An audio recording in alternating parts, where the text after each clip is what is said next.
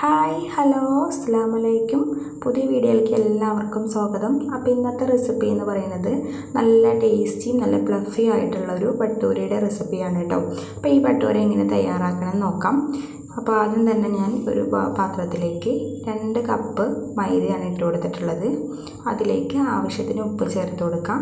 പിന്നെ 1.5 table spoon sunflower ഓയിലാണ് ചേർത്ത് കൊടുക്കുന്നത്.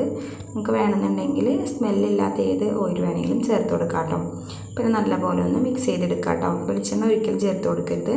പിന്നെ ഒരു ബൗളെടുത്ത് അതിലേക്ക് ഒരു 1/4 കപ്പ് ഇളം ചൂടുള്ള പാൽ തന്നെ ഒഴിച്ചു കൊടുക്കാം കേട്ടോ.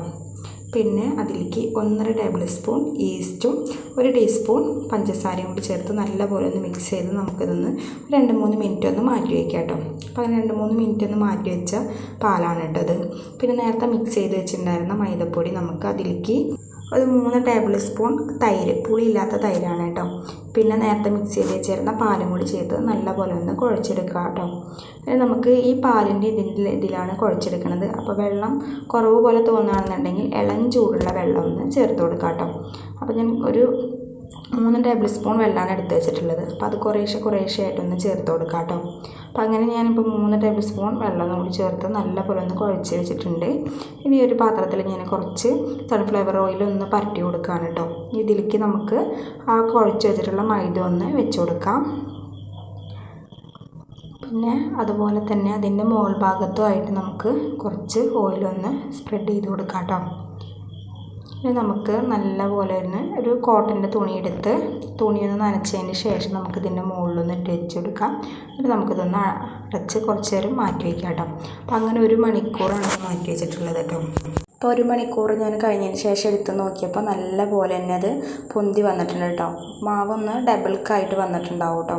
ഇനിയിപ്പോൾ നമുക്കിതിന്ന് ഓരോ ബോൾസ് നമുക്ക് ഇതാക്കി എടുക്കാം കേട്ടോ. ഒരു അത്യാവശ്യം വലുപ്പത്തിൽ തന്നെ എടുക്കുക. എന്നിട്ട് ബാക്കിയുള്ള മാവ് നമുക്ക് ആ തുണി വെച്ചിട്ട് തന്നെ ഒന്ന് അടച്ചു വയ്ക്കാം. അല്ലെങ്കിൽ നമ്മൾ പിന്നീട് എടുക്കുമ്പോൾ അത് നല്ല ഡ്രൈ ആയി പോകും. അതിന് വേണ്ടിയിട്ട്, അങ്ങനെ ആവാതിരിക്കാൻ വേണ്ടിയിട്ടാണ് കേട്ടോ. പിന്നെ ഇതേപോലെ പൊടിയൊന്ന് നമ്മൾ എന്തിലാണോ പരത്തിയെടുക്കണം അതിലൊന്ന് പൊടിയൊന്ന് ഇതാക്കിയിട്ട് നമുക്ക് നല്ലപോലെ ഒന്ന് പരത്തിയെടുക്കാം. അപ്പോൾ പരത്തിയെടുക്കുന്ന സമയത്ത് അധികം നൈസാകാനും പാടില്ല, എന്നാൽ അധികം കട്ടിയാകാനും പാടില്ല. ഞാൻ പരത്തിയിട്ട് കാണിച്ചു തരാം കേട്ടോ. ആ ഒരു ഇതിലാണെന്ന് പരത്തിയെടുക്കേണ്ടത് കേട്ടോ. പിന്നെ പൊടി അതേപോലെ തന്നെ അധികം പൊടി ഇട്ട് കൊടുക്കരുത്, കുറേശ്ശെ മാത്രം ഇട്ട് കൊടുക്കുക. എന്നിട്ട് വേണം പരത്തിയെടുക്കാനായിട്ട്. ഈ ഒരു സൈസിൽ വേണം നമ്മൾ പരത്തിയെടുക്കാനായിട്ട്. കനം എന്ന് പറയുന്നത് അതിന് ശേഷം ഇതേപോലെ ഒന്ന് കട്ട് ചെയ്തെടുക്കാം. ഇനി നിങ്ങൾക്ക് കട്ട് ചെയ്യുന്നില്ല എന്നെങ്കിൽ നിങ്ങൾ ചെറിയ ബോൾസാക്കി എടുത്തിട്ട് നമുക്ക് പരത്തിയിട്ട് നമുക്ക് എണ്ണയിലിട്ട് ഫ്രൈ ചെയ്തെടുക്കാം കേട്ടോ. അപ്പോൾ ഞാൻ ഇതേപോലെ ഒന്ന് വലുതാക്കി എടുത്തതിന് ശേഷം ഇങ്ങനെ ഒന്ന് മുറിച്ചിട്ടാണ് എടുത്തിട്ടുള്ളത്. ഇപ്പോൾ ഈ കാണുന്ന കനത്തിൽ വേണം നമുക്കൊന്ന് പരത്തിയെടുക്കാനായിട്ട് കേട്ടോ. പിന്നെ നമ്മളൊരു പാത്രത്തിലേക്ക് കുറച്ച് മൈദപ്പൊടി ഒന്ന് ഇട്ട് കൊടുക്കുക. അതിന് ശേഷം അതിൻ്റെ മുകളിലായിട്ട് വെച്ച് കൊടുക്കുക കേട്ടോ. അപ്പോൾ അങ്ങനെ നമുക്ക് ബാക്കിയുള്ളതും കൂടി ഒന്ന് റെഡിയാക്കി എടുക്കാം. അപ്പോൾ അങ്ങനെ എല്ലാം റെഡിയാക്കി എടുത്തിട്ടുണ്ട്. പിന്നെ ഞാനിവിടെ എണ്ണ ചൂടാക്കാനായിട്ട് വെച്ചിട്ടുണ്ടായിരുന്നു കേട്ടോ. അപ്പോൾ നല്ല ചൂടായതിന് ശേഷം നമ്മൾ അധികം തീ കുറയ്ക്കാനും പാടില്ല, എന്നാൽ അധികം തീ കൂട്ടാനും പാടില്ല. ആ രീതിയിലൊന്ന് വേണം നമുക്കിതൊന്ന് പൊരിച്ചെടുക്കാനായിട്ട് കേട്ടോ. എന്നിട്ട് 2 ഭാഗം ഒന്ന് തിരിച്ചും മറിച്ചിട്ടൊന്ന് വേവിച്ചെടുക്കാം കേട്ടോ. പിന്നെ ഇത് ഇട്ടതിന് ശേഷം നമുക്ക് കയ്യിൽ വെച്ചിട്ടൊന്ന് നമുക്കൊന്ന് നല്ലപോലെ ഒന്ന് പ്രസ് ചെയ്ത് ഇങ്ങനെ അമർത്തി കൊടുത്തിട്ടുണ്ടെങ്കിൽ നല്ലപോലെ തന്നെ വീർത്ത് കിട്ടും.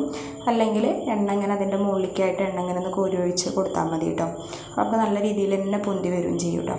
പിന്നെ നമ്മളിതിൽ ഈസ്റ്റൊക്കെ ചേർത്ത കാരണം കൊണ്ട് തന്നെ നല്ലപോലെ തന്നെ വീർത്ത് കിട്ടുകയും ചെയ്യും കേട്ടോ.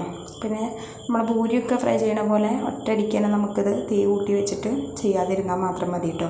അപ്പോൾ അതുപോലെ തന്നെ ഞാൻ ബാക്കിയുള്ളതൊക്കെ ഒന്ന് റെഡിയാക്കി എടുത്തിട്ടുണ്ട് കേട്ടോ. നിങ്ങൾക്കത് കാണുമ്പോൾ തന്നെ അറിയാം നല്ലപോലെ തന്നെ വീർത്ത് വന്നിട്ടുമുണ്ട് കേട്ടോ. അപ്പോൾ എൻ്റെ വീഡിയോ ആദ്യമായിട്ട് കാണുന്നവരുണ്ടെങ്കിൽ ഒന്ന് സബ്സ്ക്രൈബ് ചെയ്ത് കാണുക. വീഡിയോ ഇഷ്ടമാവുകയാണെന്നുണ്ടെങ്കിൽ ലൈക്ക് ചെയ്യുക. ഫ്രണ്ട്സിനും റിലേറ്റീവ്സിനൊക്കെ ഒന്ന് വീഡിയോ ഷെയർ ചെയ്യുക കേട്ടോ. അപ്പോൾ ഇത്രയേ ഉള്ളൂ, വളരെ പെട്ടെന്ന് തയ്യാറാക്കാൻ പറ്റിയ റെസിപ്പിയാണ് കേട്ടോ. അപ്പോൾ ഇൻഷാ അല്ലാഹ് അടുത്ത ദിവസം നല്ലൊരു വീഡിയോ ആയിട്ട് വീണ്ടും വരാം.